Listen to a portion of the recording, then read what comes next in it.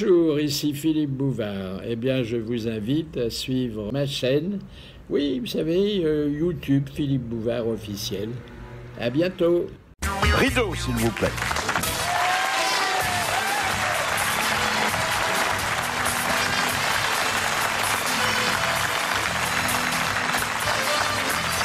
Bonjour, c'est un grand moment que nous n'aurions jamais osé espérer. Les grosses têtes ont aujourd'hui 25 ans. Alors, pour célébrer dignement un événement rarissime dans l'histoire de la radio, nous allons vous proposer, au fil des heures et des jours qui vont suivre, un CD avec 421 éclats de rire garantis, une grande émission le vendredi 5 avril sur TF1 que présentera notre camarade Jean-Pierre Foucault, un livre, Le meilleur des grosses têtes, et sur RTL, une semaine spéciale jusqu'au vendredi 5 avril. Et tout de suite, le début d'une grande fête de famille à laquelle vous êtes tous conviés.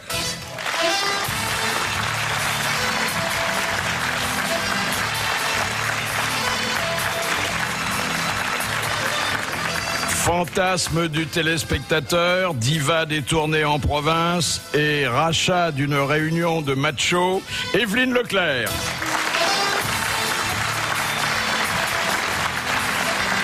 Ce chéri des dames, longtemps paxé avec un beauf de l'exécutif, pratique la fausse naïveté enjouée comme d'autres les altèrent, Roger Pierre.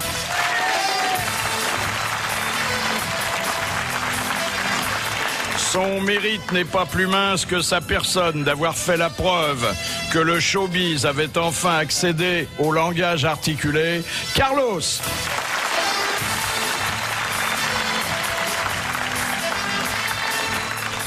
Son organe de bronze coulé dans l'argent liquide en a fait sur tous les sujets qu'il ignorait quelques minutes plus tôt le plus écouté des conférenciers français, Pierre Bellemare.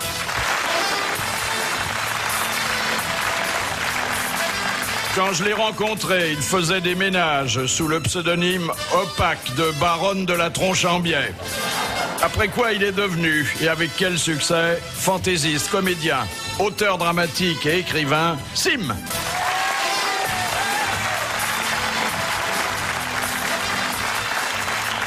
Père fondateur des grosses têtes, fidèle d'entre les fidèles, il est le seul sportif de la radio capable d'aller en même temps au charbon et à monter au filet, Jacques Balutin.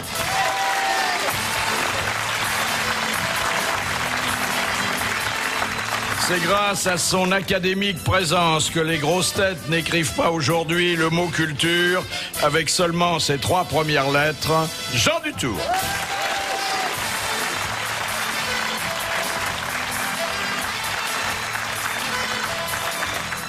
Alors je voudrais vous dire comme je suis heureux, ému et fier de pouvoir vous rassembler. D'autres grosses têtes viendront durant cette semaine exceptionnelle et vous en verrez également beaucoup d'autres à la télévision. Mais certains d'entre vous ne s'étaient pas rencontrés depuis longtemps et je voudrais saluer tout spécialement Roger Pierre, qui était là tout à fait au début. Il y a 25 ans. Vous vous souvenez? La première émission, ouais. Un studio minuscule, rue Bayard.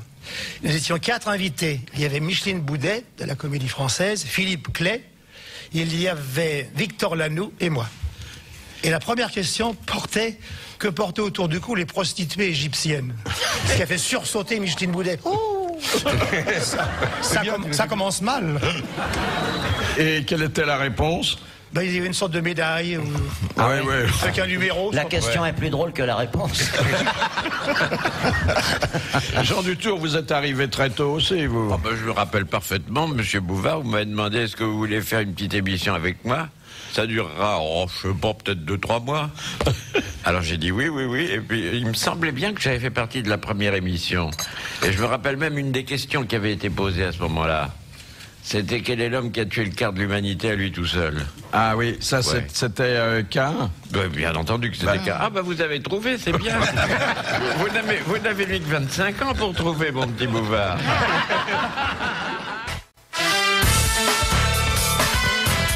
C'est une émission qui ne va ressembler à aucune autre, puisqu'elle se propose d'évoquer toutes les autres.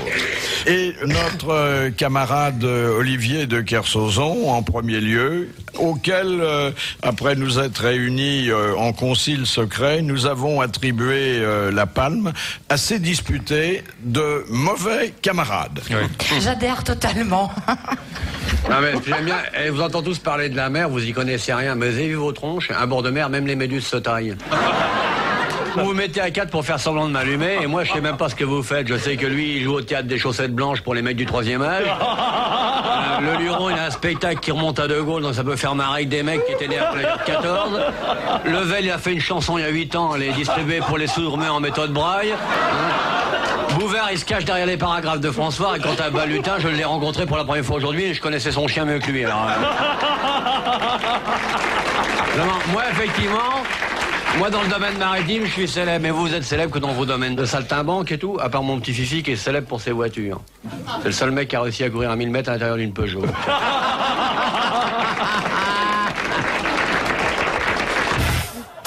Moi, j'aimerais avoir une Marie Laforêt dans chaque port. Eh ben non. À l'idée qu'elle est là, on n'a pas envie d'arriver. Oui, non. Si, il y en a qui sont arrivés. Je préfère la mère que la grand-mère, moi. Non, mais je suis pas son type. Non, mais d'après ce que j'ai vu l'autre soir, je comprends pourquoi. Chacun ses goûts. T'es discrète, toi. Oui, oui. Et toi, tu sortais un mec de l'hospice. Je l'ai vu, le débris qui était avec toi. J'espère qu'il a du blé, parce que avec la tronche qu'il... Et en plus, il en a. Bah, j'espère qu'il en a, parce qu'avec la tronche qu'il a, faut qu'il en fasse du pognon. Quel âge environ? Oh écoutez, c'est pour vous dire, il avait l'air plus vieux qu'elle. C'est effrayant. Effrayant. Effrayant. Si Marie Laforêt vous sponsorise, vous acceptez? Non. Pourquoi? Parce que faut prendre l'argent que sur des bonnes affaires. Ça continue? Non, non. Elle a pas de pognon, votre souris. Pas ma souris, mais je veux dire, elle a peut-être un peu quelques économies, elle casserait peut-être sa tirelire en votre honneur. T'es belle, toi? Ah. Eh ben voilà. Vous voyez comme quoi. C'est vrai qu'elle est suisse. Il faut le prendre par les sentiments. Elle est pas si mal que ça, pourquoi vous foutez de sa gueule avant qu'elle arrive? Un beau ménage, je trouve. Qui? Monsieur de Kersauzon, mademoiselle Castelli. Non, monsieur Castelli. Non, mais il va s'occuper de ses fesses, le Mickey, j'aime pas. Quand il parle du Mickey, c'est de moi? Ouais. Oui. Moi, je vous parle pas, foutez-moi la paix, je suis tranquille, là. Vous m'avez vu au cinéma, ça vous fait quoi de me voir de près ce soir? Au cinéma, je sors pas parce que j'ai payé ma place, et ici, je sors pas parce que je suis payé, mais sinon, je foutrais pas. Pas au cinéma depuis longtemps, vous, hein? Non, mais je regarde pas les vieux films. Ah, j'irai pas en voyage avec lui, je te le dis. Vous voulez pas proposer? Ah, j'ai bien vu dans vos yeux quand même une invitation au voyage. Oui, au voyage, mais vous tout seul et en train. Dormi avec votre femme cette nuit? Bah, j'aurais eu du mal à dormir avec la vôtre. Vous êtes dans la période de mer ou de sexe, là, en ce moment? On est dans la période de sexe, mais c'est fermé pour vous. Je voudrais pas semer l'animosité, mais... Vous êtes embauché comme concierge, vous, bouclez là tranquille, et puis... Vous me parlez d'eau douce, là. Et comment elle est? Oh, je vais vous renvoyer sur votre ado, moi, vous allez voir. Dommage, il a de beaux yeux bleus. Vous supposez qu'on lui a gratté les écailles, elle se croit tout permis. Attrapé par les ouïes tout à l'heure. Si vous voulez, avant la prochaine question, présenter vos excuses à madame. Est-ce que je ne sais pas si je vais les accepter? Excusez pour ce que j'ai dit. Oui. Ça va pas, non? Non, mais vous en pensiez pas un mot. Non, ce que je pensais était pire. Et la galanterie, ça vous étouffe pas, amiral? La galantine non plus. Mais c'est pas ce que c'est. Ouais, elle est pas charmante, notre invitée? Il manque plus qu'elle est mort de votre... Pénard, couchez maman, tranquille, on continue le jeu. Regarde le public en fout la paix. Il finit par être agressif, hein, vraiment. Tranquille, couché, peinard. Pourquoi vous dites coucher, la mémé? Moi, je lui parle pas. Elle a pas besoin de me parler, non? Et qu'est-ce que vous lui reprochez? Elle est charmante, elle a du talent. Elle a toutes les qualités tant qu'elle la ferme. Voilà, ben, je ne sais pas d'ailleurs si on doit applaudir l'amiral pour cette mauvaise humeur dont, comme l'amour d'une mère, chacun a sa part et que tous sont en entier. Vous en avez d'ailleurs parfois pâti les uns et les autres, n'est-ce pas, Evelyne Leclerc? Oui, surtout les unes et les autres. Oui, beaucoup, mais je pense pas qu'au fond ce soit un véritable méchant. C'est quelqu'un de, mais à la traitant, surface, mais oui. qui cache sa tendresse sous une forme d'agressivité. Il a eu de l'âtre avec vous, alors c'était en coulisses alors, hein? Non, mais c'est vraiment un plaisir. Et je sais que la première émission que j'ai faite aux Grosses Têtes, c'était il y a un peu plus de 12 ans, et c'était justement avec Olivier. Et pour un baptême, ça a été quand même très dur.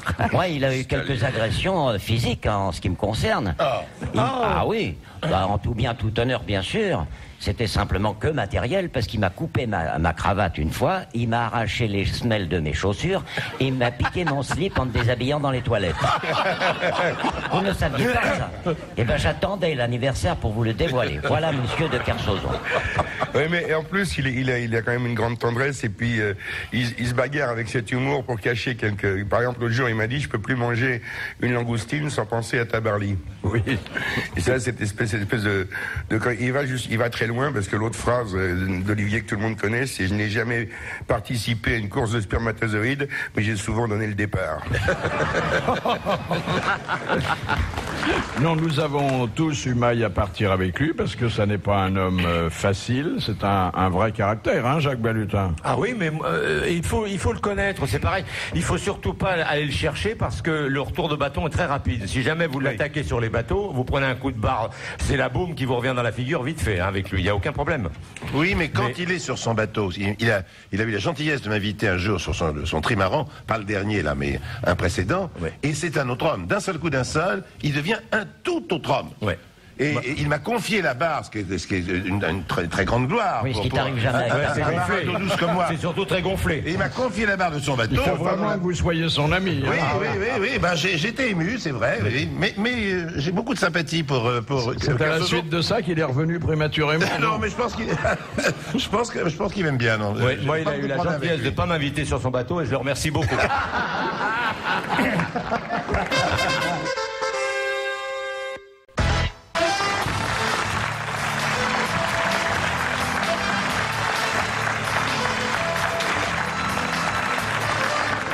Alors, il n'y a pas d'anniversaire, vous le savez, c'est une tradition sans bougies. Et les bougies, celles du moteur des Grosses Têtes, ce sont mes chers complices qui, depuis la naissance de l'émission, m'ont donné encore mieux que leur talent habituel et consacré. Je veux parler de leur fantaisie cachée et de leur jardin secret. Ils auraient eu souvent mieux à faire, mais ils ne m'ont jamais abandonné.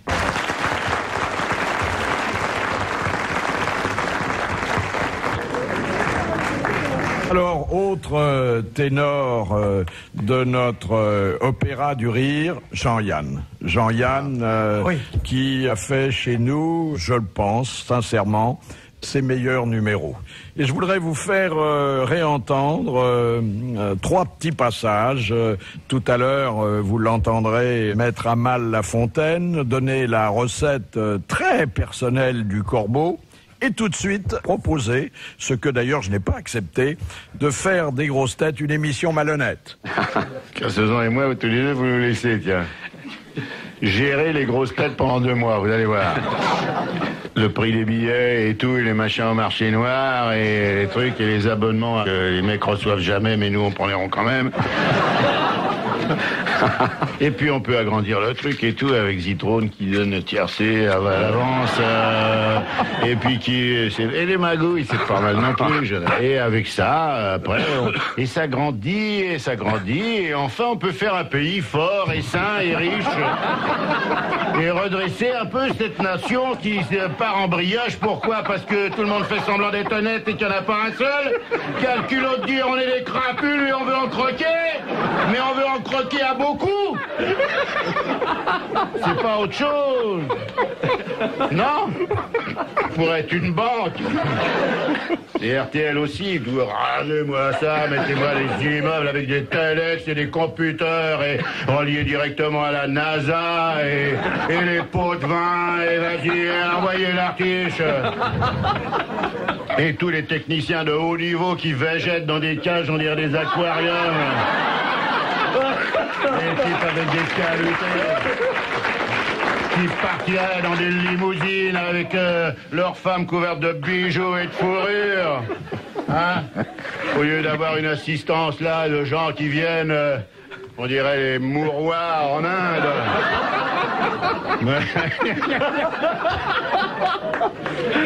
Voilà, franchement. Cela dit, hein, dans les oiseaux, il n'y a pas grand-chose à manger. Hein. Tu veux un bon corbeau? C'est la recette du corbeau fer à repasser. Vous prenez un corbeau de 2 ans, vous le mettez, vous préparez d'abord un petit bouillon avec des petits légumes, avec tout un tas de choses. Vous faites une petite nage très intéressante et vous mettez un corbeau et un fer à repasser. Et quand le fer à repasser est mou, vous mangez le corbeau.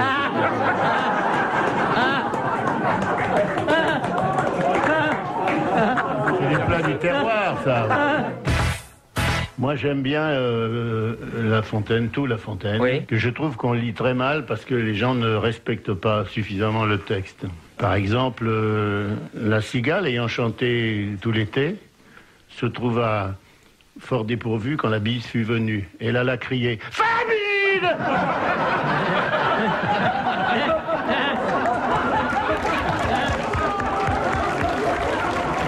Voilà, c'est Touliane, avec cette efficacité comique qu'on lui connaît, mais aussi cette originalité dans l'humour, parce qu'on ne peut pas dire qu'il a marché sur les brisées de quelqu'un. Hein? Donc, ce qui est extraordinaire, c'est que cet homme qui est un très grand comédien... Conférence de Monsieur Bellemare. Cet homme qui est un très grand comédien n'est pas heureux dans justement la peau d'un comédien. Alors qu'il a interprété des rôles magnifiques, il a été reconnu comme vraiment un très grand comédien français, il n'aime pas qu'on lui dise. Il a été récompensé à Cannes par le premier prix d'interprétation masculine. Et il a horreur de ça, c'est très curieux. Il n'aimait pas le musical. Il m'a dit un jour, ah non, ça je vous le laisse. Parce que j'ai commencé à démarrer au cabaret et on m'a mis sur 2 tournées. J'ai été sifflé et sorti. La première pendant 1 an avec Luis Mariano. Pendant que je chantais, il criait Mariano, Mariano. Et j'ai enchaîné après avec Dalida.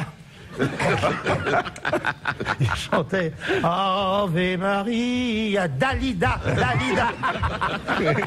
Le musical, je te le laisse. Ah oui, puis Jean, je me souviens, il avait fait une blague à l'Olympia, il passait, il arrivait à toute vitesse, 5 minutes avant son numéro. Comment ils sont, les spectateurs? Ils sont formidables. Et on avait fait un jeu avec Jacques Martin, on avait prévenu le public, écoutez, Jean-Yann va arriver, d'habitude quand il arrive, on dit voici Jean-Yann, tout le monde applaudit, là vous essayez de tenir le coup, vous faites rien, silence, le plus longtemps possible. Alors il arrive, il rentre sur scène, il faisait une chanson, il dit bonjour mesdames et messieurs, je vais vous montrer comment, avec un texte minable et une musique à chier, on gagne du pognon sur votre dos. Personne ne rit. Il se retourne, il fait oh là là. Et il dit voilà, je vais vous montrer, c'est la SACEM, il y a tant de personnes dans la salle, la recette est divisée par temps, il y a à peu près 4 francs de part par personne et par chanson, voilà comment ça se passe. Alors voilà, la chanson, c'est si tu t'en irais, si tu me laisserais seul au monde, il avait un guide chant. Alors que je serais malheureux, si tu t'en irais, 4 francs, et personne ne rit. Oh la vache.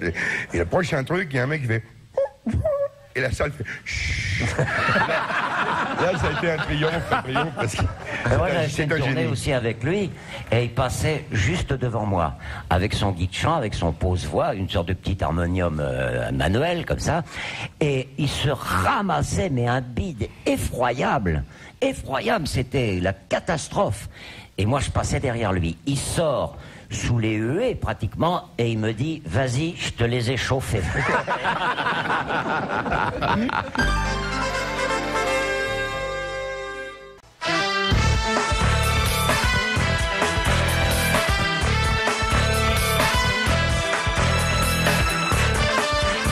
On retrouve à Bobino pour leurs 25 ans les grosses têtes et Philippe Bouvard avec un petit peu d'émotion dans la voix.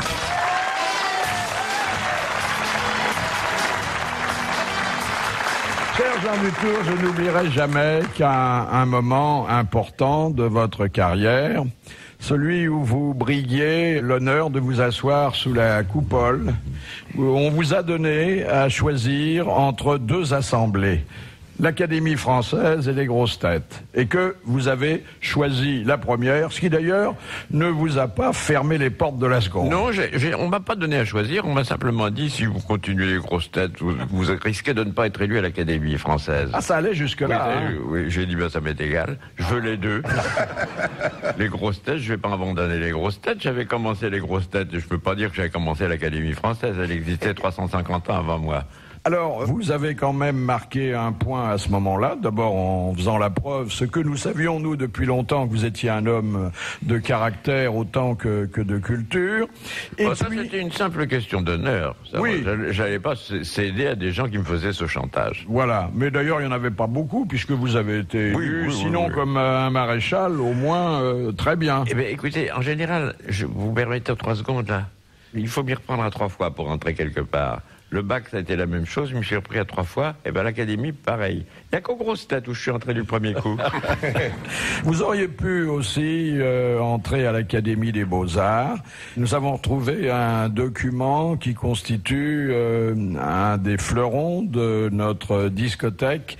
C'est le premier enregistrement et il n'est pas usurpé d'employer à cet égard le beau mot de création de ce qui est depuis 20 ans un tube absolu de la variété française, la petite Émilie. La petite Émilie. La petite Émilie m'avait bien promis un poil de son pour faire un tapis. Les poils sont tombés, le tapis est foutu. La petite Émilie n'a plus de poils au cul.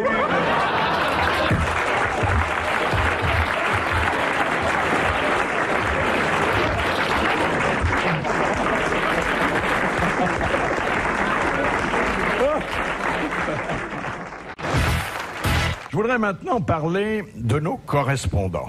Nos correspondants qui, pour certains, depuis le début de l'émission, depuis un quart de siècle, nous envoient des questions. Ils ont d'autant plus de mérite à avoir investi dans l'achat d'anthologies, de dictionnaires et de timbres que les grosses têtes sont très, très cultivées et que peu de questions demeurent sans réponse, donc nous ne faisons pas partir à l'intention de nos correspondants autant de mandats qu'ils le mériteraient. Alors, signalons que Madame Corroyer, qui vient de m'envoyer une lettre pour exprimer aux grosses têtes ses vœux d'anniversaire, et qui elle-même a fêté hier ses 90 ans, elle est certainement la doyenne de nos correspondants, eh bien, elle nous envoie environ 100 questions par mois. J'en pose d'ailleurs assez souvent, elles sont bonnes, mais elles ne gagnent pas chaque fois, et surtout quand c'est Monsieur Dutour qui est chargé de répondre. Hein. Vous vous rendez compte du nombre de malheureux que vous faites? Ne me dites pas ça, parce que d'ailleurs j'en ai fait un peu moins ces temps-ci. C'est vrai, mais je n'ai aucun remerciement à vous transmettre, parce que quand vous ne trouvez pas, c'est Perroni qui trouve. Hein. Ah oui, il est formidable. Il est formidable. Et quand Perroni ne trouve pas, c'est Balutin qui trouve, qui est absolument génial. C'est rare. C'est rare. Ah oui, tiens donc. Enfin, sauf si c'est sur le vélo, mais sinon... Non, la religion, il y a toute la religion, vous êtes très fort en matière de religion. Mais je suis pas mauvais, oui. On va dire de religion. Pas mauvais sur la religion. Alors, parmi les correspondants très souvent cités, il y en a un, c'est Monsieur Folenfant. En fait, ils sont 2 frères. Et aujourd'hui, j'ai trouvé normal de donner la parole à l'un des deux. C'est Bruno Folenfant. Bonjour. Bonjour Philippe, bonjour les grosses têtes et bonjour le public de Bobino. Alors, effectivement, mon cher Philippe, je m'appelle donc Bruno Folenfant et j'habite dans une superbe petite ville située au cœur de l'Anjou qui se nomme Bushman. Bien. Eh bien, le syndicat d'initiative vous remerciera. Moi, je voudrais vous exprimer la gratitude des grosses têtes parce que sans les questions, et les bonnes questions, et sans cesse renouvelées, les grosses têtes n'existeraient pas. Alors, où trouvez-vous l'inspiration, Bruno Folenfant? Je vais vous dire, l'inspiration se trouve partout, dans l'actualité, dans les dictionnaires, les encyclopédies, et également, je dis qu'on ne refait pas l'histoire 2 fois, donc on est souvent obligé de de renvoyer des histoires à la limite qui sont déjà passées, quoi. On peut pas refaire l'histoire de France une deuxième fois, quoi. Oui, alors de temps en temps, je reçois une lettre de vous qu'on me transmet, bien sûr, et sur laquelle je lis que vous êtes très dépité parce que il y a longtemps que vous n'avez pas entendu votre nom à la radio. Tout à fait, Philippe. Parce que, vous savez, depuis des années, je m'amuse avec la complicité de mon frère à vous envoyer des questions. Et quand l'une d'elles est posée à vos invités, c'est pour moi un véritable bonheur de faire partie en l'espace de quelques secondes de votre grande famille des grosses têtes. C'est-à-dire qu'écouter et participer, c'est fabuleux les deux en même temps, quoi. Et à Bushman, il y a beaucoup de gens qui me surnomment le fol enfant des grosses têtes. Merci, monsieur Follenfant.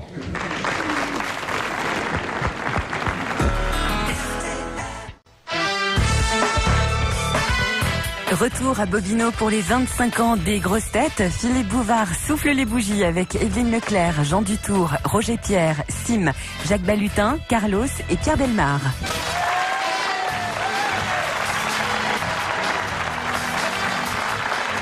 Je tiens ici, depuis 25 ans, le rôle du directeur de zoo qui est chargé de faire au public la connaissance des grands fauves, de soigner ces grands fauves entre deux exhibitions.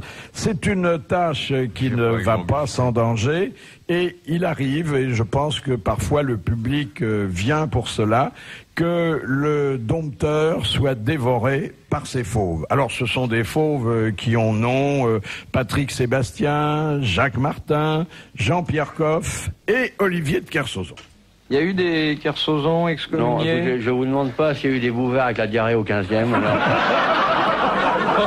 Vous me foutez la paix avec ce qu'il y a pu avoir avec les Kersauzon. Hein? Il n'y a pas eu de Kersauzon pape. Ah non, mais il y a eu un évêque de Kersauzon, je crois. Il va y avoir un blessé chez les Bouvards. Vous êtes d'une génération qui a vécu, monsieur Coff.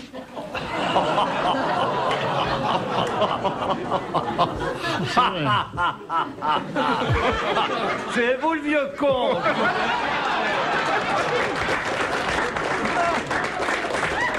Non mais franchement. Ah, il m'a traité de vieux con.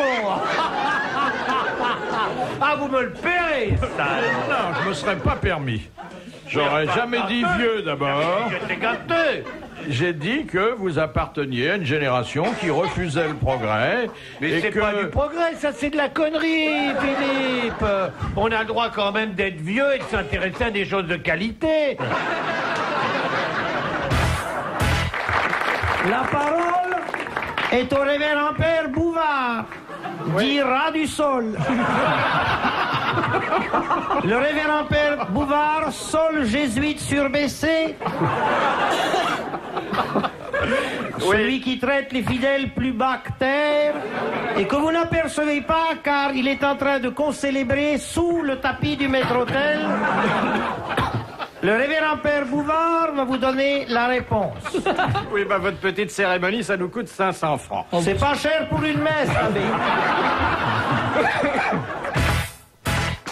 J'ai écouté un disque cet après-midi, j'ai retrouvé des bêtises que je disais sur vous il y a 6 ans.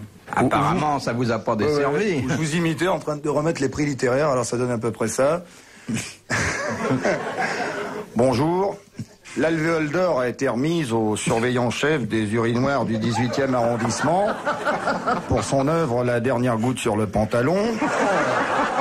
L'alvéole d'argent a été remise au célèbre écrivain gabonais au bout du bouille à la boule pour son œuvre La dernière goutte sur la chaussure aux éditions Fleuve Noir. Un autre roman remarquable, La femme de Ringo perd des kilos chez Lafon. Et pour terminer, les maladies vénériennes en 10 volumes édités chez Plomb.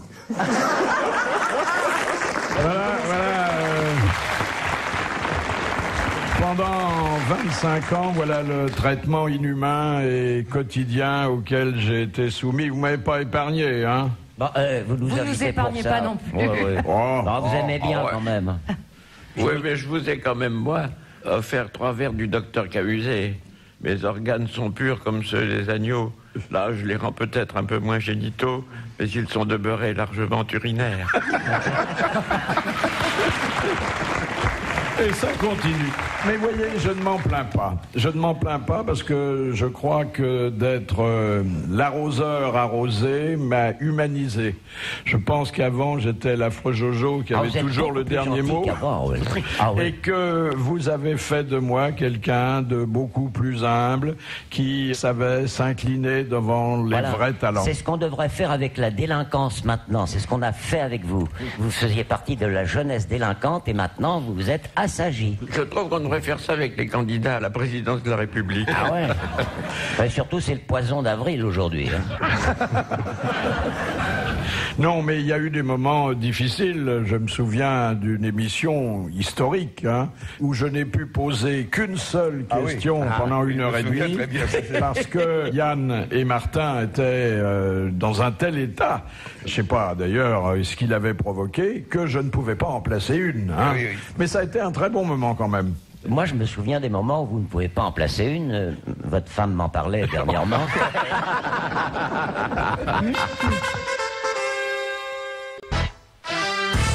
Tout le monde sait à peu près parler, très peu savent chanter et surtout improviser en chantant des couplets qui ensuite ne sortent plus des oreilles et des mémoires. Alors je vais vous faire entendre d'abord une chanson de Castelli qu'il a écrite lui-même. Oh, c'est d'ailleurs la seule excuse de cette chanson. Et ensuite, alors ça c'est quelque chose de rarissime. Merci de parler de moi. De rarissime, c'est Mets-la-moi. Vous êtes content de votre disque? Très. La mélodie, jolie? Oui, c'est joli. Et ils l'ont Je ne suis pas mauvais par nature. Je suis pas violent, je vous le jure. Il a pas fallu le pousser beaucoup. Moi, je sais que l'aéroport de Paris l'a acheté pour faire évacuer les oiseaux sur les pistes.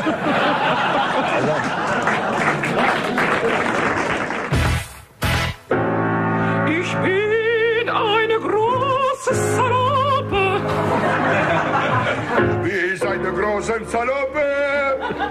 Und du bist eine Koschon. Ich bin ein Schwein, ich bin ein großes Schwein. Du bist ein Hund, du bist ein Hund.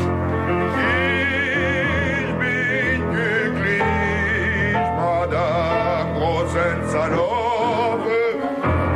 Und das Schwein ist eine Koschon.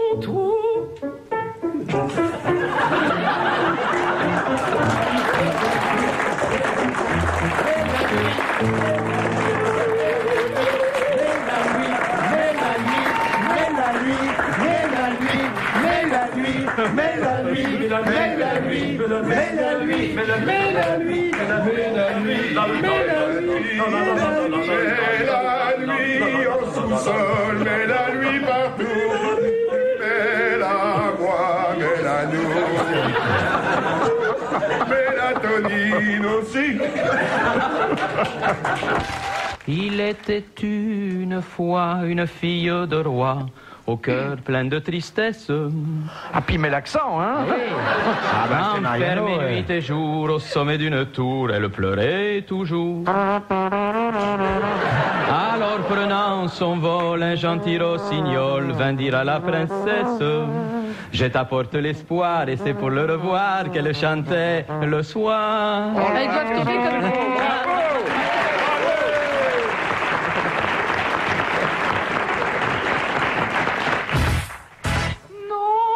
Nobody knows the trouble I've seen. Nobody knows but Jesus. Nobody knows the trouble I've seen. Glory, hallelujah.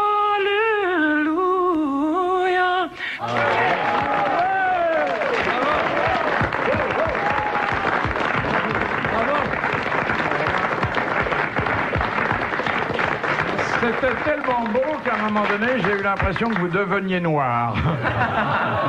J'espère, je prends ça comme un compliment. Ah, mais c'en est pas. Ouais, non, mais je dois dire qu'à Capella, la grosse pelle, là, elle s'en est bien tirée. Hein.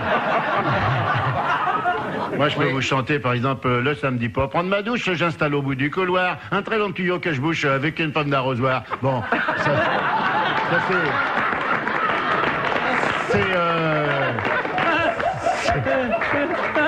c'est autre chose. Alors c'est tellement différent, vous comprenez, c'est tellement à côté de la grosse pelle que là on est. Je mets mes pieds dans une bassine avec de l'eau chaude dedans. À ma femme dans la cuisine, je réclame énergiquement. Denise, passe-moi le savon. Pour mes doigts de pied, pour mes trous de nez, pour mes oreilles. Voilà.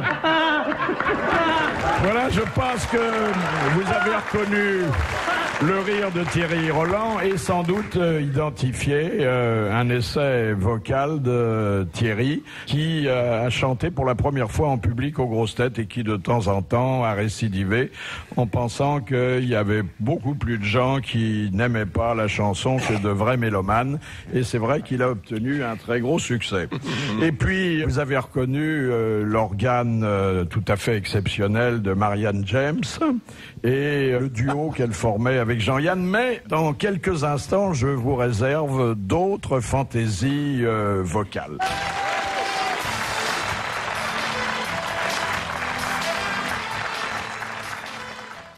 Certains d'entre vous n'ont jamais chanté. Pierre Bellemare un peu, avec une prédilection pour le lyrique. Hein. Oui, tout à fait. Vous vous souvenez de ce que vous aviez chanté chez nous? Ça, je ne sais plus, non. Oui.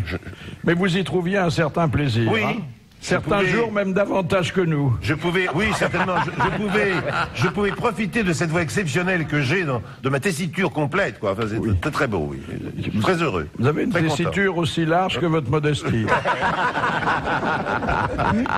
Et vous, Evelyne, vous avez chanté quelquefois? Ah oui, j'ai chanté notamment avec Sim, en hommage à Olivier de Carsozon. Oui. Vous, Sim, vous avez chanté? Ah, mais je n'ai fait que ça. Et vous m'avez fait souvent chanter. Qu'est-ce que vous chantiez? Oh, je chantais des airs d'opéra, je chantais Madame Butterfly, mais maintenant mon organe est complètement... Il est un peu flétri, ouais, hein. Oui. Mais non, mais j'ai chanté Manon Lescaut, quand j'avais ma voix de soprano, je montais jusqu'au contrut. Ah oui, tout seul, personne ne me tenait. Hein. Et puis, le cher Roger Pierre chantait à Joinville-le-Pont. Oui, Joinville-le-Pont. Et aussi, rappelez-vous... Je l'accompagnais. Ah oui, vous chantiez, et je vous avais apporté une chanson, et le pique-pique à la mécanique, que vous chantiez chez vous pour vos invités. Vous l'avez dit?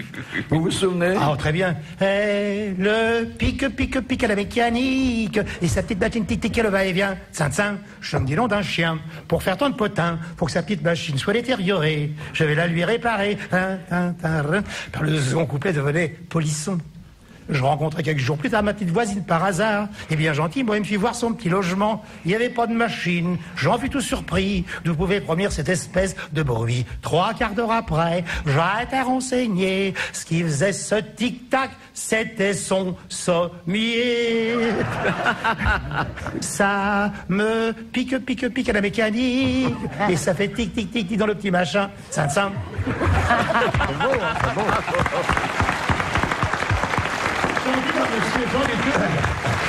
C'est Mayol qui avait créé ça en 1926. Oui, mais vous comprenez, on ne peut pas ne pas avoir de succès en chantant quelque chose comme ça, c'est formidable. Et moi, je profite de ma retraite pour écrire des chansons pour les autres. Je viens d'écrire une chanson qui va être chantée par Elton John. C'est pas vrai. Non, c'est pas vrai. Et vous, Carlos? Moi, je chantais souvent, je crois que c'est avec Marianne James, je sais pas si c'était pas je me souviens à la télé... On a chanté avec Carlos, l'escarpolette. Oui, poussez. Tu connaissais pas les paroles, c'était encore mieux. Poussez, l'escarpolette. Et c'était masser l'escarpolette, parce que c'était une masseuse. Et Non, on avait une mobilette, c'était pousser ma mobilette. Et quand vous chantiez l'important, vous vous souvenez? Ah non, c'est moi qui chantais l'impotent, c'est l'arthrose. Non, l'important c'est ma grosse. L'important c'est ma grosse, l'important c'est ma grosse. Je ne savais pas de quoi vous parlez. On l'a chanté en honneur de ce du cher Gilbert Bécaud. Vous, Jacques Balutin, vous n'avez pas Moi, j'accompagnais. Moi, Joinville-le-Pont, j'étais dans les bons quand même, parce que je connaissais les paroles. J'étais dans les premiers à savoir les paroles en entier avec Jean Dutour. Ouais. Joinville-le-Pont, on l'a chanté souvent. On l'a chanté en chœur alterné. Absolument. C'était très joli. Oui, très joli. Laissez tomber mon blaireau dans les lentilles. Chérie, va donc me le chercher, tu seras gentil. Il y a plein de textes magnifiques.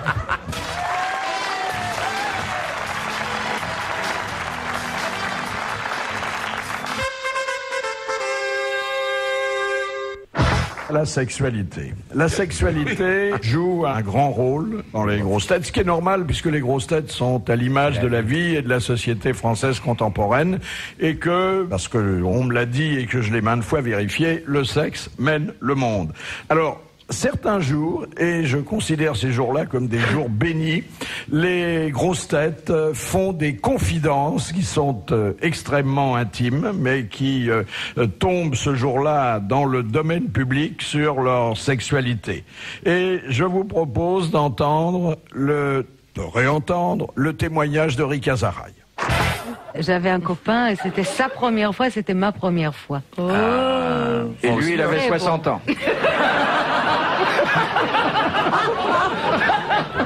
Ah non, il n'avait pas le choix. Il a dit c'est aujourd'hui ou jamais.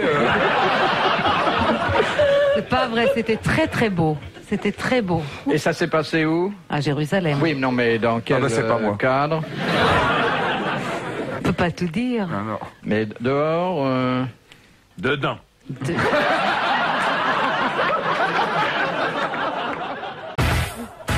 Votre première fois, Bouvard? Eh bien, c'était avec ce qu'on n'appelait pas encore à l'époque une employée de maison. Ah. C'était une demoiselle charmante. Comprenez, on l'avait engagée chez vous. On l'avait engagée pour tout faire et elle a tout fait. Et vous, monsieur Zitrone? Monsieur le Président, moi, ça a été avec une pute rue Versailles. À Paris 14e. Oh. Une mouche sur une belle érection. Ah là là. Magnifique. Mais il faut que ça soit une belle grosse mouche. Ah oui, faut bien qu'on sente les pattes. Et alors quand elle arrive sur l'extrémité de l'érection, là, quand elle est posée dessus, c'est magnifique. Et elle descend, elle est... Oh là. Il y a un petit trou à un moment donné. Elle veut rentrer et on la laisse pas rentrer. Non, tu diras pas dedans, lui dit. Et hop, elle part par en dessous. Elle se sauve. Mais c'est bon aussi par en dessous. Comment vous les attirez? Viens voir papa, vous leur dites non? Je leur montre d'abord mon cul. Je baillais, voilà, parce que j'avais sommeil. Voilà. Je suis couché tard, moi. Vous avez beaucoup livré en ville cette nuit? L'amiral a fait la noce. Comme d'habitude, la tournée. Quoi. Il a lu Marcel Proust. Non, j'avais des pleins à faire. C'était où? Ah bah non. Ah bah non. On peut dire où quand même. Alors là, non. C'est inavouable. Non, c'est pas ça. Je me mêle, là. Non, mais pour savoir. Parce qu'après, il va remplir l'endroit. Mon grand loup, je te suis à la trace. Quand on aime les loups, on aime ses repères.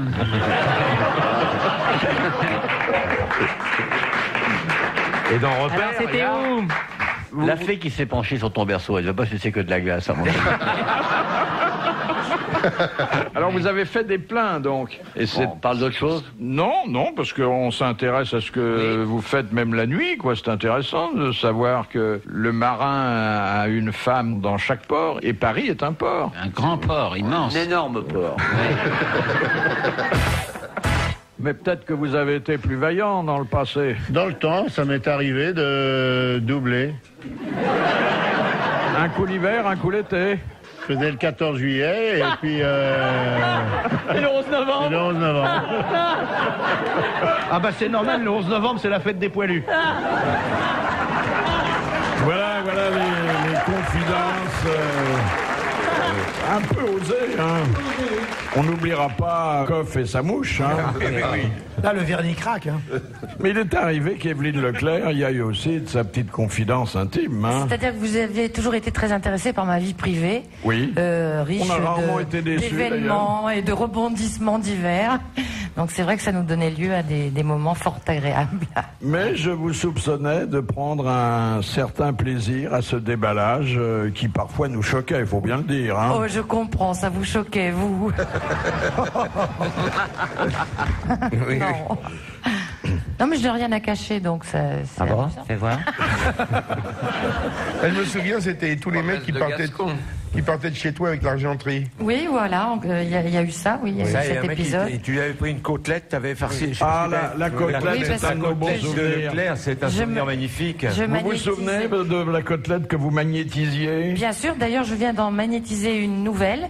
J'ai failli vous la porter aujourd'hui, d'ailleurs. Elle a 3 mois, elle se porte très bien. Je continue à m'entraîner pour ne pas perdre la main, si vous voyez ce que je dis. Et l'autre, elle a combien de temps? Elle a 20 ans 20 ans, 25 ans, oui. Une côtelette d'agneau qui est magnétisée, que j'ai toujours dans mon... J'ai une merguez sur moi, ça va? Dans ma cuisine. Bah, écoute, non, mais je continue à m'entraîner, c'est ce que j'étais en train de dire. Oui. Mais qu'est-ce que vous en faites? Vous la montrez aux visiteurs? Je leur montre, oui, j'ai beaucoup de succès grâce à ça.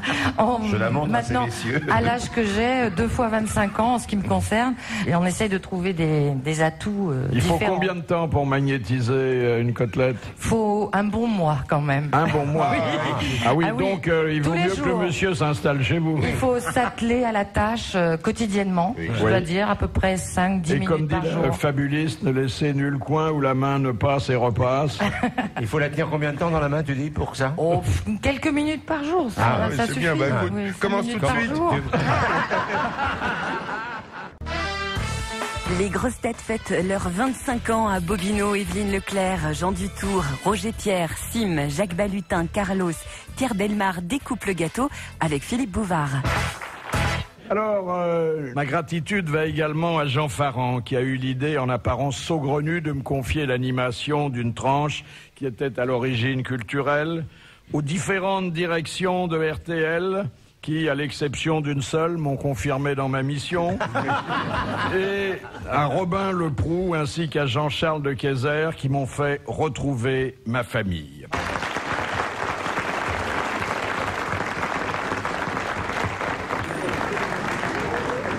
Et puis, reconnaissance envers les auditeurs de RTL qui, à un moment troublé de l'histoire de la station, ont pris résolument en main sa direction artistique. Sans oublier la vaillante équipe des grosses têtes, Véronique Saul et Marie-Caroline Mandon, qui savent à quelle mauvaise humeur on s'expose en coulisses pour réussir à l'antenne un rendez-vous de la bonne humeur. Un coup de chapeau spécial à ceux qui, après Henri Agoguet et Bernard Desfous, ont pris vaillamment le relais derrière ces machines à fabriquer la gaieté que par antiphrase on appelle des consoles. Bref, merci à Éric Laverdin, merci à Gilles Lanoux, à tous leurs collaborateurs, oreilles aux aguets, mains prestes, qui sont les premiers à rire ou à pleurer de nos mauvais jeux de mots et auxquels je voudrais aujourd'hui, exceptionnellement, donner la parole. Alors vous êtes dans votre aquarium, comme dit Jean-Yann, vous Éric et vous Gilles. Oui Philippe, et bon anniversaire pour vos grosses têtes, et on compte bien continuer 25 ans avec vous si vous êtes d'accord. Oui, oh bah bien sûr, mais c'est le bon Dieu qui ne le sera pas. Mais dans votre cabine, vous êtes en quelque sorte les commandants de bord, hein, des grosses têtes. D'ailleurs, vous avez plein de manettes et de cadrans devant vous, vous contrôlez tout. Et je vous vois quand je me retourne vers vous, car il est très important d'avoir une liaison, même si elle ne s'établit que par le regard. Je vous vois prendre sans arrêt des notes. Qu'est-ce que vous notez? Vos rendez-vous de la semaine? Voilà, c'est ça. Les rendez-vous que les auditeurs auront avec vous dès l'après-midi, puisque le matin, vous orchestrez donc une gigantesque improvisation du rire. Et donc cette improvisation, elle peut durer longtemps, et malheureusement nous n'avons pas plus d'1h30 sur l'antenne entre 16h30 et 18h. Oui, 1h30 desquelles quand même il faut, et très heureusement, soustraire ce qui revient à l'information, à la publicité, et de temps à autre à un disque, mais on n'en abuse pas. Voilà, et donc on va mettre de côté et on va noter tout ce qui sera peut-être le plus drôle, le plus percutant. Oui, mais vous notez également, j'en suis persuadé, tout ce qu'il va falloir couper, hein. Ah oui, alors ça peut nous arriver, c'est notre petit secret de fabrication, mais on le fait en complicité avec vous.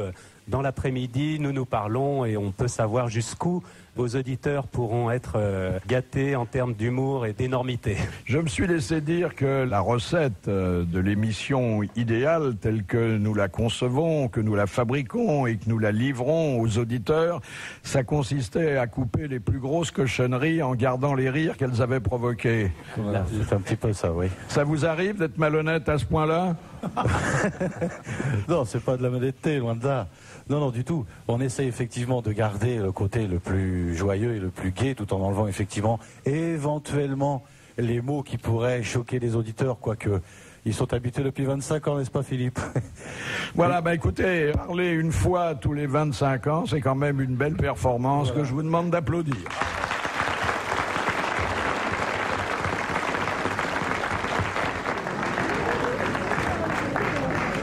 Pierre Bellemare, vous avez fait plusieurs performances chez nous. D'abord, vous êtes venu sans rien avoir à vendre. C'était quand même rarissime dans votre belle carrière de commerçant hertzien. Oui. Ensuite, vous avez pris la parole sur les sujets les plus variés et surtout sur ceux que vous ne connaissiez pas. Voilà, ça c'est ma très grande force, c'est vrai. Vous avez été en quelque sorte le Lévitan de l'antenne. Vous avez meublé quand il n'y avait plus rien. Vous nous avez fait découvrir en même temps que vous les découvriez, parce qu'il vous arrive de vous écouter parler, des aspects totalement méconnus de la civilisation contemporaine.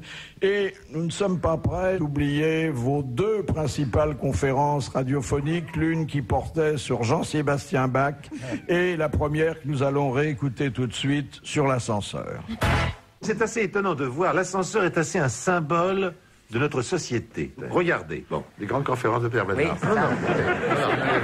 Au départ, vous pouvez ouvrir la porte de n'importe quel palier, il suffit, un gosse peut le tirer. C'était une petite molette qui suffisait de tirer, et vous tombiez de 10 étages, ou de 5 étages, ou de 6 étages. Les ascenseurs n'avaient aucune sécurité.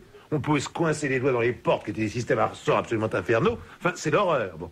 Ensuite, on va dire c'est plus possible, ça faut fermer. Et on laisse une paroi lisse qui va défiler devant les gens, qui vont à nouveau avoir des accidents épouvantables avec ça. Et c'est seulement maintenant qu'on va obliger à fermer enfin complètement l'appareil, de manière à ce qu'on ne risque plus grand-chose quand même dans les ascenseurs. Oui. Donc il y a quand même une progression par rapport au respect de la vie humaine, qui est quand même très nette dans les 30 dernières années. Oui. Parce que ça s'est passé tout ça en 30 ans. Oui. C'est intéressant ça, hein? C'est une vérité. L'ascenseur est assez symbole des progrès de notre société. Avec Bellemare, on ne s'ennuie jamais. Mais non. Jamais. Pas très passionnant, quoi, la vie de Jean-Sébastien Bach. Vous savez qu'il a inventé sans exception tous les rythmes possibles et imaginables. Tous les rythmes ont été inventés par Jean-Sébastien Bach. Ah oui, oui. Ah oui. Et alors Stravinsky, quand même. Conférence sur Jean-Sébastien Bach, par Bellemare. Et Stravinsky s'est acharné toute sa vie à trouver un rythme qui n'avait pas été inventé par Jean-Sébastien Bach. Et un jour, il a cru en avoir trouvé un. Mais alors, ça y est, il est arrivé qu'il lui a sorti une œuvre complètement inconnue. Il lui a dit non, là, vous voyez, Jean-Sébastien Bach l'avait déjà fait aussi. Jamais on n'a trouvé un rythme nouveau depuis Jean-Sébastien. Mais Pierre a tout à fait raison. Non, mais là. Continue, on aime bien quand tu parles, Pierre. Bon, alors parlons d'autre chose. Et il y en avait des dizaines comme ça, il a été très difficile de choisir. Et vous aussi, vous étiez improvisé. C'est que vous ne croyez pas que Jean-Sébastien Bach a trouvé tous les rythmes sans exception. Parce que c'est vrai. Oui, oui. Je ne raconte que des histoires vraies. Mais quelle culture ça suppose. Je vous propose maintenant, et vous n'êtes pas en état de refuser, je vous propose d'entendre au téléphone Monsieur Tabar. Monsieur Tabar, dont le nom vous est sûrement familier, car Monsieur Tabar est lui aussi un habitué des questions qu'il nous envoie et que je vous transmets après les avoir sélectionnées en fonction de critères qui ont lieu, la gaieté, la nouveauté et parfois la culture. Monsieur Tabar, encore merci, hein. Je vous en prie, bonjour Philippe Bouvard et bonjour à tous et très heureux de vous entendre là. Oui, vous avez été formidable, hein, depuis, il y a au moins 20 ans que vous faites partie de la famille. Oui, j'ai à peu près 20 ans. Alors pour votre information, ça représente à peu près 8000 questions, 1000 envois, donc la Poste ne peut que me remercier. Et puis plein de bons moments avec vous, évidemment. Je n'ose vous demander si vous, en 20 ans, vous êtes rentré dans vos frais. Oui, mais enfin, pas, vous savez que c'est pas l'intérêt qui m'a guidé dans l'affaire. C'est Non, pas l'intérêt. Non, c'est le plaisir d'être parmi vous et c'est un plaisir qui est sans cesse renouvelé et puisque vous célébrez ces 25 ans, eh bien j'espère que nous en avons encore pour au moins quelques années à vivre tous ces moments aussi agréables. Alors, il y a évidemment à la clé de ce sport très particulier dont vous êtes devenu un maître, le plaisir de devenir une vedette de la radio, hein, à force de... Oui, j'avoue que bon, ça n'est pas tout à fait désagréable. J'ai connu une notoriété locale grâce aux grosses têtes. D'ailleurs, on ne m'appelle plus que Monsieur Tabar des grosses têtes, une sorte de noblesse donc radiophonique. Notoriété que j'ai partagée longtemps avec l'abbé Pierlot. C'est vrai, c'est vrai. C'était l'aumônier des grosses têtes, mais il nous a quittés. Et il y a, en face de ce plaisir de devenir une vedette de la radio, le déplaisir, j'imagine, de m'entendre parfois aider un peu trop les invités à trouver la réponse. Oui, c'est arrivé. D'ailleurs, dans mon entourage, on me le reproche. On me dit, oh, mais Philippe Bouvard, là, t'aurais pu gagner, il a aidé, etc. Mais enfin, je crois que ça fait partie du jeu. C'est un jeu, hein, je crois, les grosses têtes. Hein, et puis, je crois que non, c'est la bonne humeur. Je vous dis, c'est beaucoup de plaisir. Et puis, Non, c'est une démarche, bon, qui est normale. Elle est à la fois amicale, mais il est aussi dans la vocation de l'animateur de garder à l'émission son rythme. Alors, faut pas chercher trop longtemps. Mais j'ai reçu l'autre jour une lettre qui m'a fait beaucoup de peine. On me disait que si j'aidais certaines grosses têtes à répondre à des questions, c'est parce que je touchais la moitié de la prime que RTL aurait envoyée autrement aux correspondants. Alors je tiens à dire que c'est pas vrai. C'est seulement le tiers. Merci Monsieur Tabar et bravo. Écoutez, bonne continuation et à bientôt. Au revoir. Pardon, Monsieur Bouvard, vous permettez que je dise un petit mot pour une correspondante dont j'ai entendu 100 000 fois le nom depuis que je fais les grosses têtes, qui est Mademoiselle Fritz de Cornimont. Oui. Mademoiselle Fritz de Cornimont, qui un jour m'a envoyé sa photo, qui est charmante d'ailleurs. Elle vous a envoyé sa photo? Oui, mais nos relations, hélas, se sont arrêtées là. Et moi, j'ai eu la chance de rencontrer l'abbé Pierlot à Méault et Monsieur Tabar, Albert, justement, lors de l'un de mes innombrables... Oui, mais vous livrez en province. En province, exactement. Oui. Mais ils existent vraiment. Parce il y a une vraie familiarité qui s'établit, d'ailleurs, avec les correspondants. Il y a une dame d'Agon-Coutainville aussi qui a beaucoup écrit. Madame Nicolas Gex de Reims. Elle a disparu, la dame d'Agon-Coutainville, qui était devenue d'ailleurs une célébrité, non pas locale, mais vraiment régionale puis nationale. Mais alors, il faut signaler aussi que cette émission est le cadre de phénomènes anormaux ou paranormaux, car parfois vous nous transmettez de cerveau à cerveau la réponse. Écoutez, vous dites ça en ayant l'air de ne pas le prendre au sérieux. Oui, je le prends très au sérieux. Et je pense qu'il y a des phénomènes de transmission de pensée. Et très souvent, je regarde Balutin intensément. Et ça n'est pas la sexualité qui nous attire. On ne sait jamais. Moi, je veux pas d'un basset. Je pense intensément à la réponse que manifestement il ne connaît pas. C'est facile de dire ça, je connais rien. Alors évidemment, je connais pas. Et au bout de quelques secondes, il l'articule. Oui. Hein, c'est quand même formidable. Je crois beaucoup à la télépathie, plus qu'à la télévision finalement. J'ai rencontré dernièrement, moi, l'une de nos correspondantes dont je me souviens plus du nom, mais c'était quelqu'un de très fidèle. Et j'étais arrêté à un feu rouge avec ma bagnole, bien sûr, et puis je sens quelqu'un, j'entends et je vois quelqu'un qui frappe à la vitre. Alors je baisse le truc, il me dit « Ah, monsieur Sim, je suis une grande admiratrice des grosses têtes, tout ça, est-ce que vous avez une signature ?» Alors j'ai une signature, je remonte la vitre, j'attends le feu rouge, elle était toujours là, elle frappe à nouveau. Ça klaxonnait derrière, le feu passe au vert, et elle me dit, vous n'avez pas une photo? Alors le temps que je me prenne une photo, tout ça, ça parce que vous avez toujours des photos sur vous. Non, mais dans ma voiture. Non, il a un Polaroid. Dans une poche. Et puis bon, je referme le truc, et puis bon, ça klaxonne, je m'en vais finalement. Il y avait tellement d'embouteillage que je roule au pas, et la dame était toujours là à côté, et marchait, et frappait. J'accélère. Elle court, elle frappait encore. Je dis, qu'est-ce qu'elle veut? Elle court. Je m'arrête, je baisse la vitre. Et même, madame, écoutez, fichez-moi la paix. Elle me fait, mais non, monsieur, quand vous avez refermé la portière, vous avez coincé mon par-dessus. Voilà la fidélité, parfois, où elle se niche. Vous êtes des champions, tous, sinon de la culture, encore que vous ayez bien tenu votre partie dans cet orchestre, mais en matière d'improvisation. Puisque, je ne saurais trop le répéter, vous arrivez les mains dans les poches, vous vous mettez les pieds sous la table, il y a rarement un papier devant vous, contrairement à moi qui suis obligé de préparer certaines choses, et vous improvisez d'une façon souvent sublime. Alors, je voudrais vous faire réentendre quelques belles impros, comme nous disons dans notre jargon. D'abord, celle d'Olivier de Kersauzon et ensuite celle de Jean-Pierre Coff. Nous pénétrâmes dans la forêt. Après plusieurs jours de marche, nous arrivâmes à un endroit, nous vîmes une pancarte écrite dans une langue qui nous paraissait inconnue. C'était Bouvard City. Tout autour de nous criaient des animaux étranges dont les plumes colorées nous laissaient deviner que nous pénétrions un monde dans lequel la main de l'homme n'avait jusqu'ici jamais mis le pied.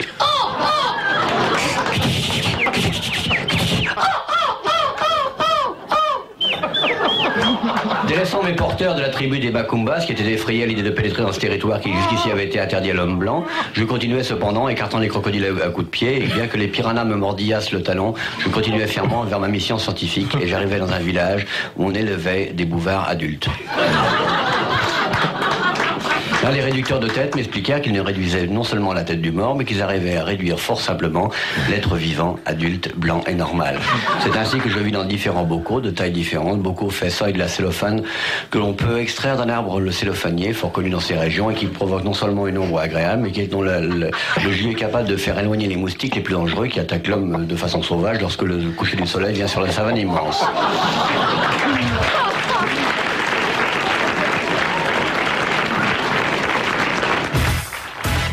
Les porcs devraient sortir et manifester, quitter les porcheries industrielles, descendre dans la rue, les footballeurs descendent bien les Champs-Élysées, je ne vois pas pourquoi les cochons ne descendraient pas les Champs-Élysées pour se révolter contre ce qu'on leur donne à bouffer. Surtout sur le littoral, parce qu'il y a généralement la rue du port. Arrêtez de vous foutre de moi maintenant, hein, vous cassez les pieds. Alors qu'avant, je trouve que les charcutiers devraient retourner dans leur laboratoire et réapprendre à faire de la vraie charcuterie plutôt que de revendre de la merde industrielle. Bravo!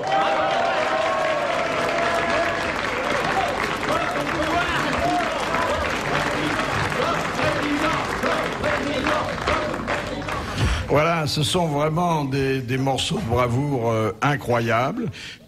Quant à Kersauzon, que nous tenons, je pense, tous pour un véritable phénomène, hein, et pas seulement sur la mer, Kersauzon, il donne l'impression de réciter un texte alors qu'il est en train de l'improviser. Hein. Ouais, c'est magnifique. Ah oui. C'est du grand art. On se demande où il va, lui-même ne le sait pas, et il retombe toujours sur ses pieds.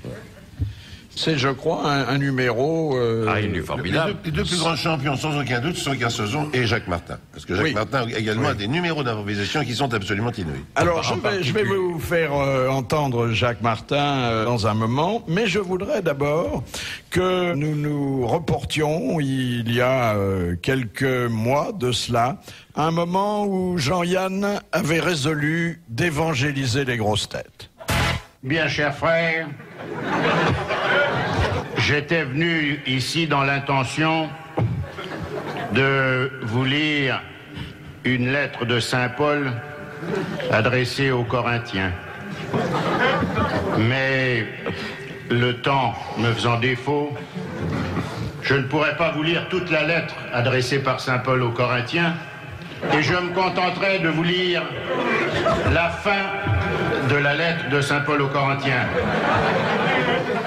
Veuillez agréer, chers Corinthiens, l'expression de mes considérations distinguées.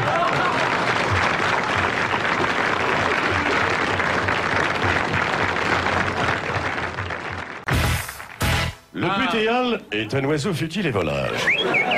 Dès le mois de septembre, il pond ses œufs dans les nids des coucous. Puis, c'est le départ pour les côtes africaines. En effet, le butéal est un oiseau qui ne passe pas l'hiver. On le retrouve sur les côtes d'Afrique.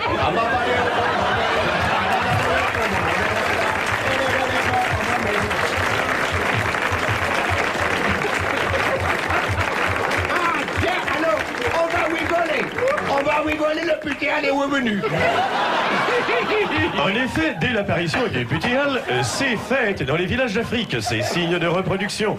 Le putéal habite généralement au sommet des huttes. Ah non, bah, dis donc, le putéal il est venu, il faut que je recommence à te faire un petit, c'est la saison. Puis le soir, c'est la traditionnelle fête africaine du putéal.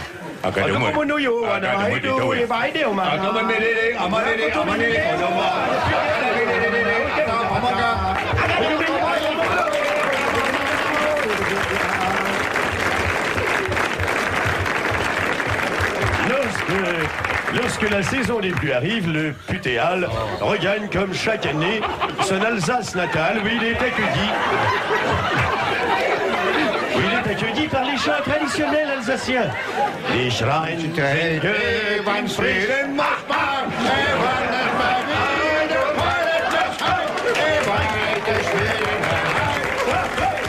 Ah, c'était de grands moments, hein. Alors, je voudrais vous dire, et je vous le répéterai parce que je crois que le message doit absolument passer, être entendu et retenu, que ces grands moments qu'on ne pourra pas vous faire entendre tous durant cette semaine spéciale, parce qu'ils sont, Dieu merci, trop nombreux, mais qui ont pour nom la visite à Montluçon ou Monsieur Bonnet, ministre de l'Intérieur. Vous pourrez les retrouver sur le disque anniversaire des grosses têtes qui vient de sortir et qui vous garantit, et là nous l'avons fait vérifier, 421 éclats de rire. Je crois que c'est un bon rapport. J'ai surnommé, et je ne m'en repens pas parce que je pense que ce surnom était justifié, j'ai surnommé Jean Dutour, le professeur Je sais tout. Bon. Jean Dutour est notre bonne conscience culturelle, ça fait 25 ans que ça dure, et que nous nous émerveillons de voir qu'il connaît tout sur tout, et dans l'ordre. Hein. Et vous savez pourquoi ? C'est parce que j'ai lu un tas de bouquins inutiles quand j'étais petit et je me disais en les lisant, pourquoi est-ce que je lis ça ? Ça me servira jamais à rien. Et ben voilà. Eh ben si, ça m'a servi aux grosses têtes. Alors je voudrais vous faire réentendre quelques-unes de vos meilleures réponses. Allez, on y va. Pourquoi Jarny Cotton était-il le juron favori du roi Henri IV ? Moi, je sais. Il vaut mieux que ce soit vous qui le disiez. Eh bien, le roi Henri IV avait pour confesseur un jésuite qui s'appelait le père Cotton. Et il disait tout le temps « Jarny Dieu ». C'est-à-dire « je renie Dieu ». Et le père Cotton lui a dit « Sire, écoutez, renier Dieu, c'est très mal. Mais vous pouvez renier Cotton, ça c'est sans importance. Alors dites Jarny Cotton ». Exactement, c'est la réponse exacte. Bonne réponse de Jean Dutour.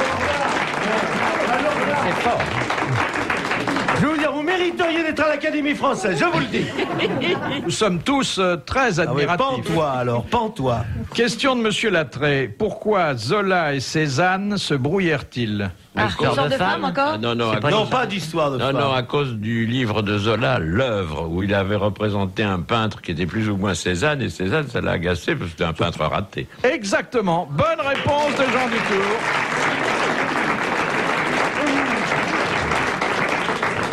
Vous avez gagné 15 francs, vous continuez ? Oui, je continue. Je remets tout en jeu, tout. Qui tout double. Question de Madame Boudin. Qui affubla Midas ? Ça existe, c'est la femme du peintre. Qui ? Ah, c'est Apollon, je vous le dis tout de suite. Oui, exactement, là j'ai pas eu... Monsieur Dutour, vous êtes en train de me condamner au chômage. Oui. Si vous donnez les réponses avant que j'ai pu formuler la question... Dutour, parce que vous vous êtes jamais pris au sérieux et vous aviez pourtant toute raison de le faire. On n'a jamais de raison de se prendre au sérieux. Alors, nous voici au terme de ce jour anniversaire, le vrai, c'est-à-dire le 1er avril. Et c'est d'ailleurs ce qui m'avait incité à l'époque à accepter de faire une émission en laquelle je ne croyais pas du tout. Je pensais qu'elle durerait non pas quelques mois comme on l'a dit, mais quelques jours seulement, et qu'on n'en parlerait plus. Et je m'étais ouvert à Jean Farand, initiateur du projet de cette réserve, et il m'avait dit, bon écoutez, c'est pas grave, comme on va diffuser la première le 1er avril, si c'est vraiment un flop, le 2 avril, on dira que c'était une blague et on n'en parlera plus. Eh bien, la blague, elle dure depuis 25 ans grâce à vous. Alors, je voudrais demander au public de Bobino que nous allons retrouver toute cette semaine pour des enregistrements spéciaux qui nous permettront de mettre les petits plats dans les grands, d'applaudir à l'appel de leur nom mes 7 grands complices et chers amis d'aujourd'hui. Jacques Balutin.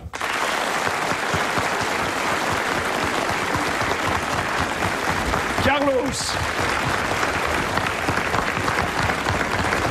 Roger Pierre. Evelyne Leclerc. Sim. Pierre Bellemare et Jean Dutour. Et nous applaudissons nos auditeurs qui nous ont patiemment supportés dans les 2 sens du mot depuis un quart de siècle et auxquels je dis, comme d'habitude, et je l'espère encore longtemps, à demain.